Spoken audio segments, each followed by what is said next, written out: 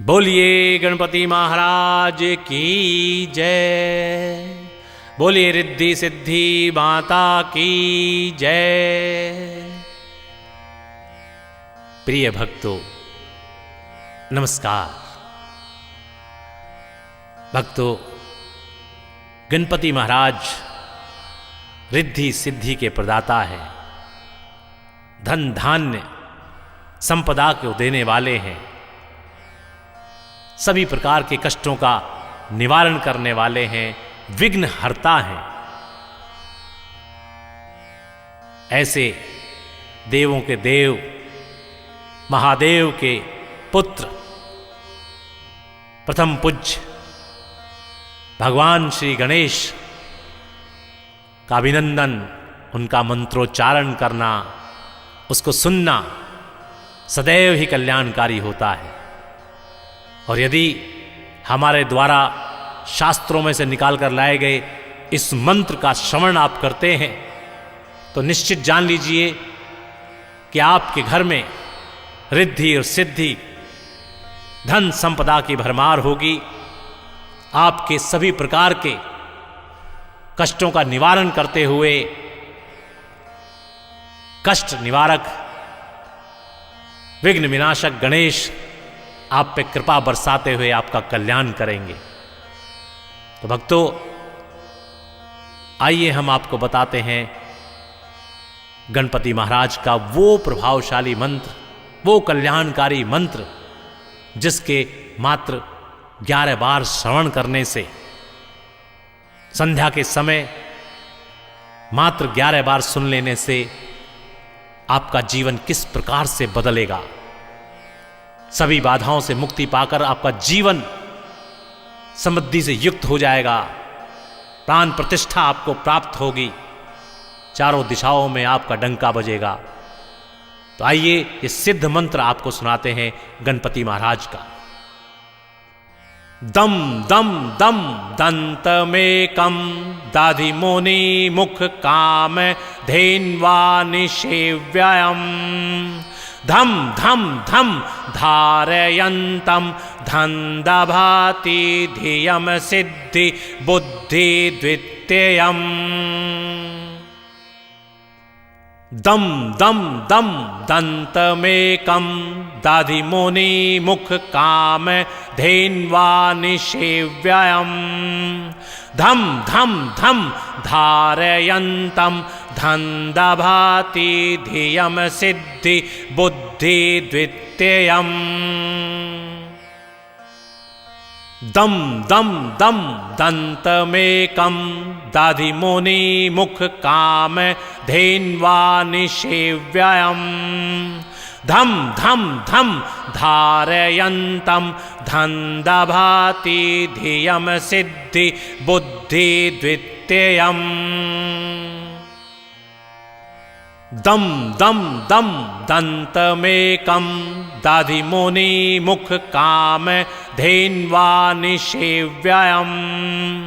धम धम धम धारयन्तम धन्दभाति धियम सिद्धि बुद्धि द्वितीयम् दम दम दम दंतमेकम दाधिमोनि मुख काम धेन्वा निषेव्ययम् धम धम धम धारयन्तम धन्दभाति धियम सिद्धि बुद्धि द्वितीयम् दम दम दम दंतमेकम दाधिमोनि मुख काम धेन्वा निषेव्ययम्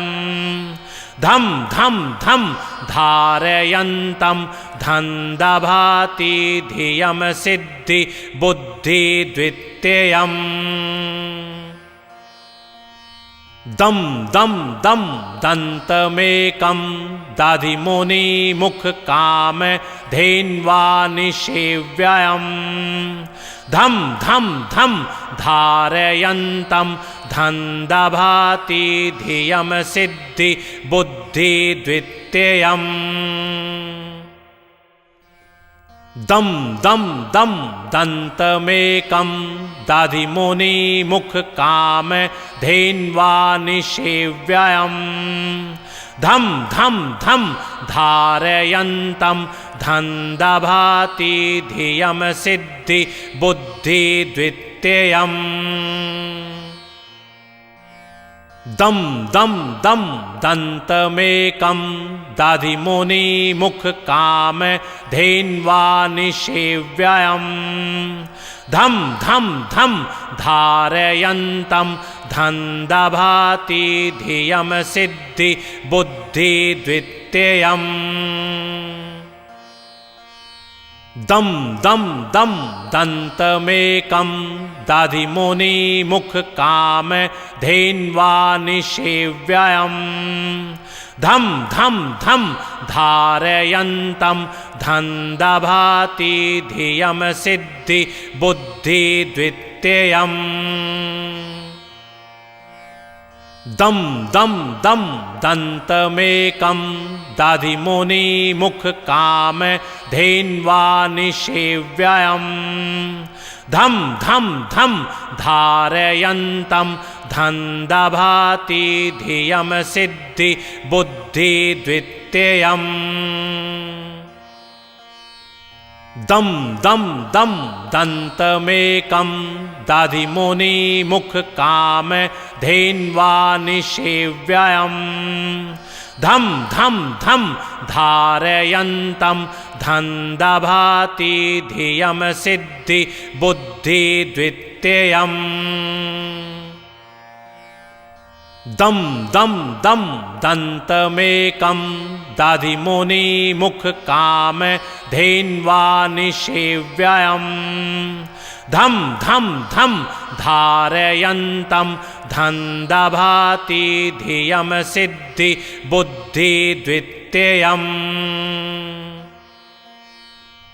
दम दम दम दन्तमेकं दधिमुनिमुख काम धेन्वा निषेव्ययम्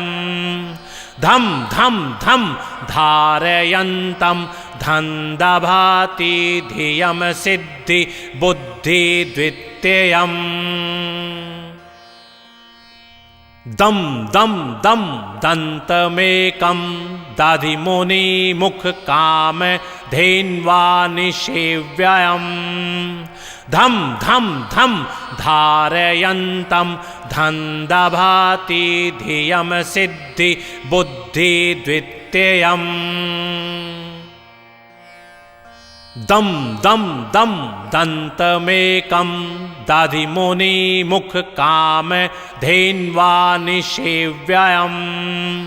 धम धम धम धारयन्तं धन्दभाति धियम सिद्धि बुद्धि द्वितीयम् दम दम दम दन्तमेकं दधिमुनिमुख काम धेन्वा निषेव्ययम् धम धम धम धारयन्तं धन्दभाति धियम सिद्धि बुद्धि द्वितीयम् दम दम दम दन्तमेकं दधिमुनिमुख काम धेन्वा निषेव्ययम्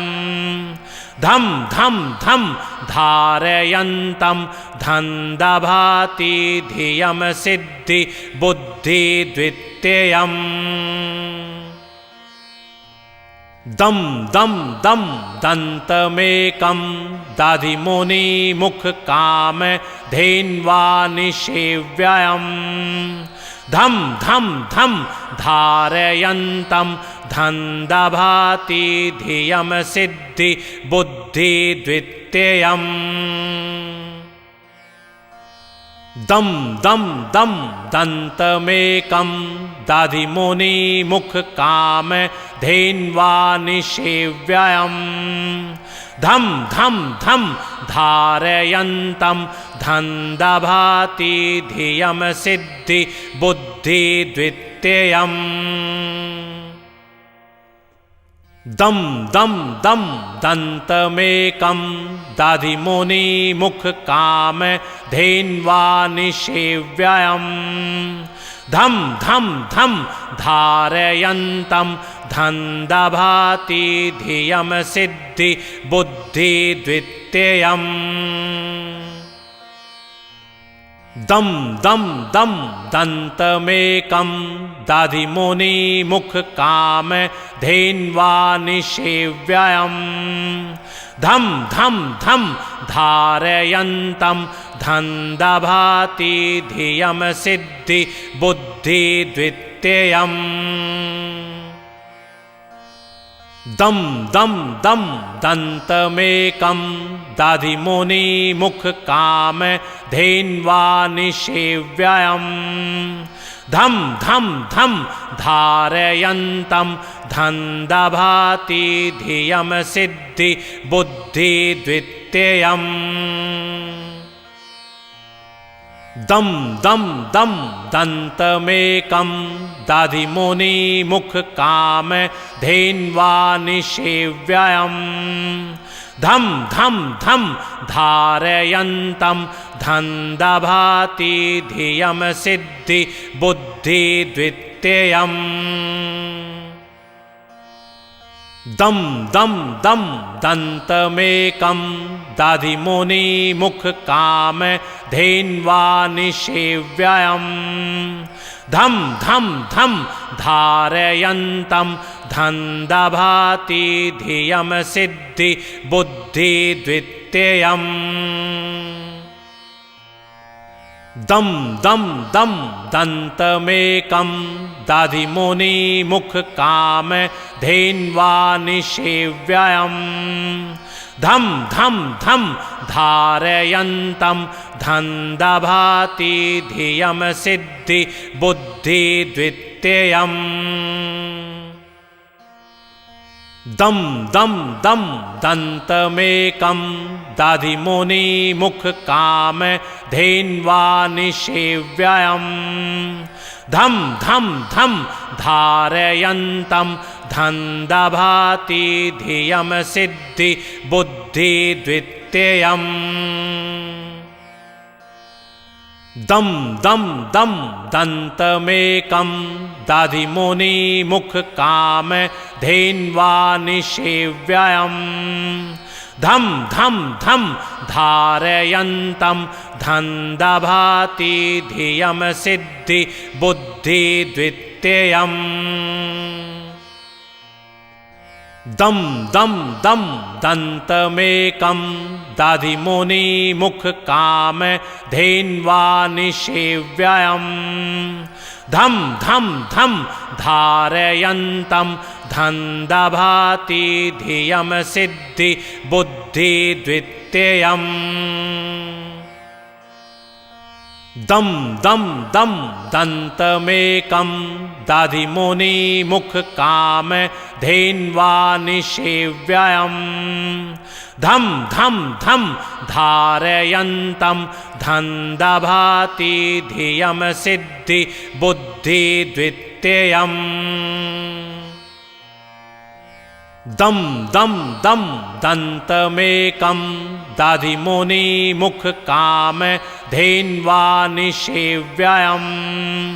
धम धम धम धारयन्तं धन्दभाति धियम सिद्धि बुद्धि द्वितीयम् दम दम दम दन्तमेकं दधिमुनिमुख काम धेन्वा निषेव्ययम्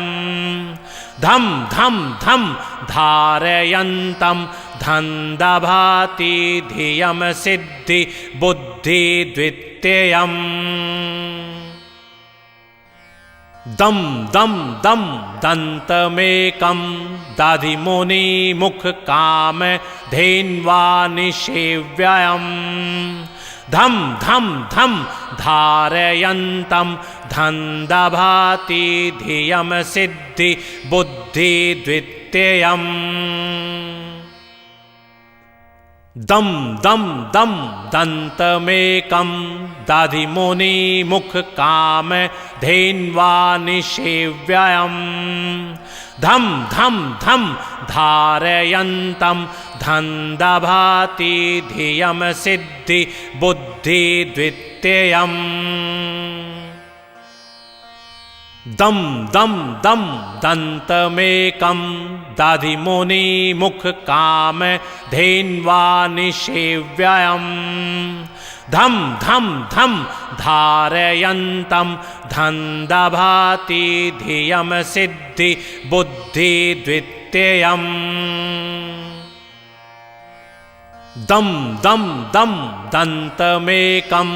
दधिमुनिमुख काम धेन्वा निषेव्ययम् धम धम धम धारयन्तं धन्दभाति धियम सिद्धि बुद्धि द्वितीयम्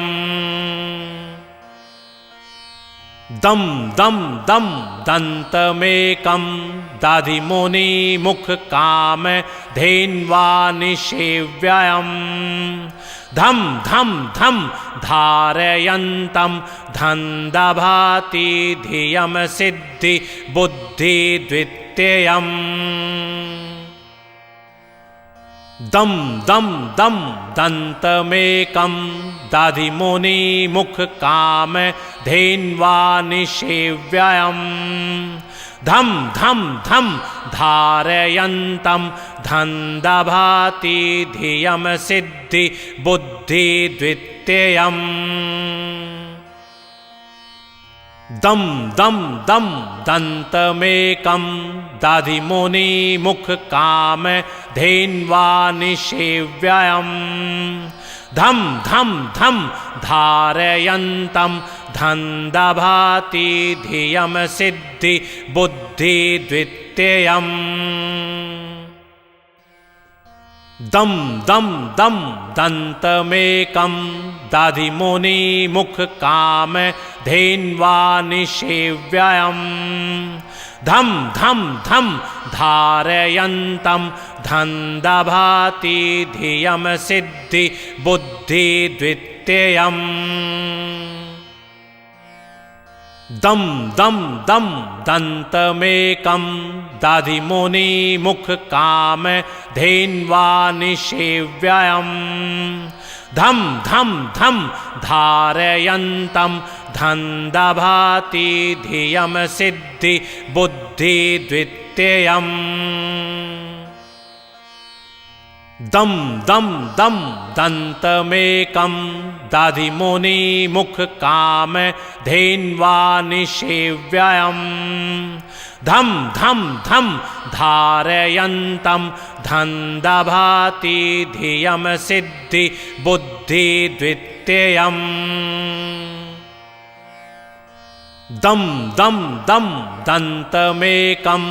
दधिमुनिमुख काम धेन्वा निषेव्ययम् धम धम धम धारयन्तं धन्दभाति धियम सिद्धि बुद्धि द्वितीयम् दम दम दम दन्तमेकं दधिमुनिमुख काम धेन्वा निषेव्ययम् धम धम धम धारयन्तं धन्दभाति धियम सिद्धि बुद्धि द्वितीयम् दम दम दम दन्तमेकं दधिमुनिमुख काम धेन्वा निषेव्ययम् धम धम धम धारयन्तं धन्दभाति धियम सिद्धि बुद्धि द्वितीयम् दम दम दम दन्तमेकं दधिमुनिमुख काम धेन्वा निषेव्ययम् धम धम धम धारयन्तं धन्दभाति धियम सिद्धि बुद्धि द्वितीयम् दम दम दम दन्तमेकं दधिमुनिमुख काम धेन्वा निषेव्ययम् धम धम धम धारयन्तं धन्दभाति धियम सिद्धि बुद्धि द्वितीयम् दम दम दम दन्तमेकं दधिमुनिमुख काम धेन्वा निषेव्ययम् धम धम धम धारयन्तं धन्दभाति धियम सिद्धि बुद्धि द्वितीयम् दम दम दम दन्तमेकं दधिमुनिमुख काम धेन्वा निषेव्ययम् धम धम धम धारयन्तं धन्दभाति धियम सिद्धि बुद्धि द्वितीयम् दम दम दम दन्तमेकं दधिमुनिमुख काम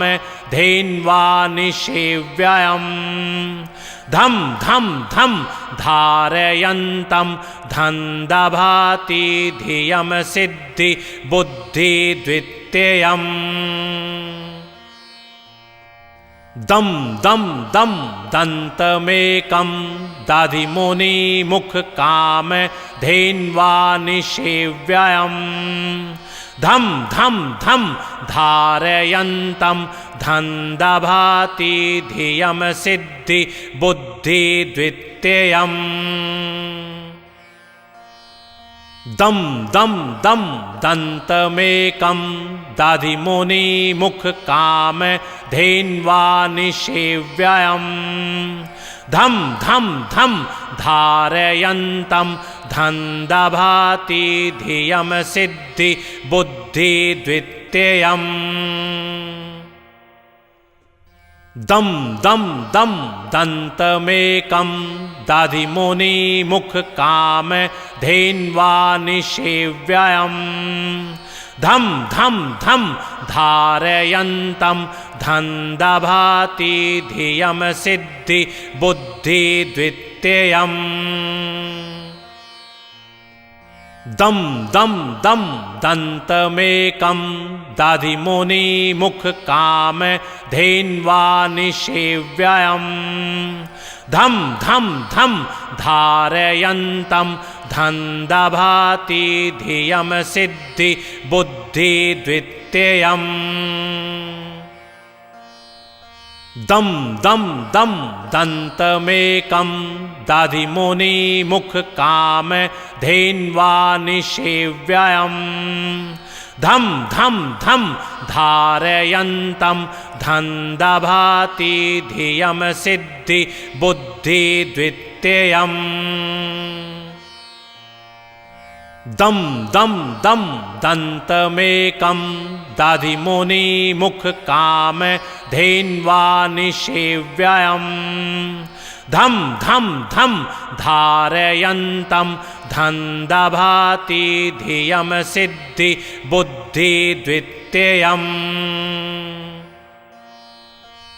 दम दम दम दन्तमेकं दधिमुनिमुख काम धेन्वा निषेव्ययम्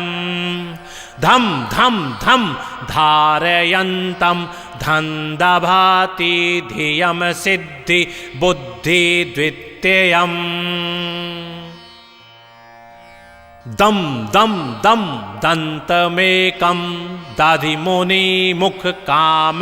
धेन्वा निषेव्ययम्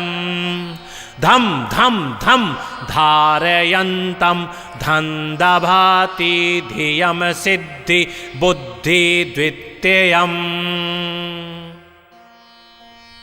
दम दम दम दन्तमेकं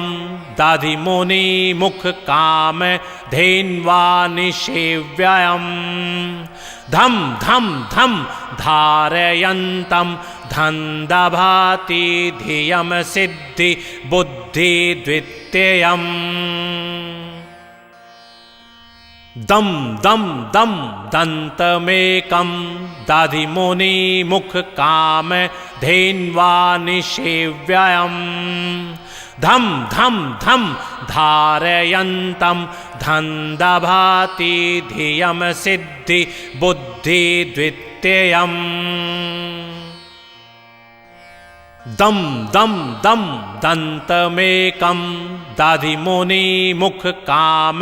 धेन्वा निषेव्ययम् धम धम धम धारयन्तं धन्दभाति धियम सिद्धि बुद्धि द्वितीयम् दम दम दम दन्तमेकं दधिमुनिमुख काम धेन्वा निषेव्ययम् धम धम धम धारयन्तं धन्दभाति धियम सिद्धि बुद्धि द्वितीयम् दम दम दम दन्तमेकं दधिमुनिमुख काम धेन्वा निषेव्ययम् धम धम धम धारयन्तं धन्दभाति धियम सिद्धि बुद्धि द्वितीयम् दम दम दम दन्तमेकं दधिमुनिमुख काम धेन्वा निषेव्ययम् धम धम धम धारयन्तं धन्दभाति धियम सिद्धि बुद्धि द्वितीयम् दम दम दम दन्तमेकं दधिमुनिमुख काम धेन्वा निषेव्ययम् धम धम धम धारयन्तं धन्दभाति धियम सिद्धि बुद्धि द्वितीयम् दम दम दम दन्तमेकं दधिमुनिमुख काम धेन्वा निषेव्ययम्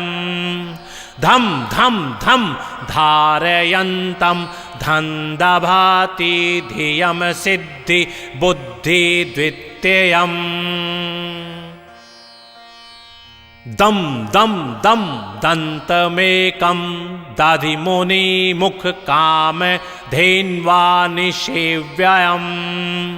धम धम धम धारयन्तं धन्दभाति धियम सिद्धि बुद्धि द्वितीयम् दम दम दम दन्तमेकं दधिमुनिमुख काम धेन्वा निषेव्ययम् धम धम धम धारयन्तं धन्दभाति धियम सिद्धि बुद्धि द्वितीयम् दम दम दम दन्तमेकं दधिमुनिमुख काम धेन्वा निषेव्ययम् धम धम धम धारयन्तं धन्दभाति धियम सिद्धि बुद्धि द्वितीयम्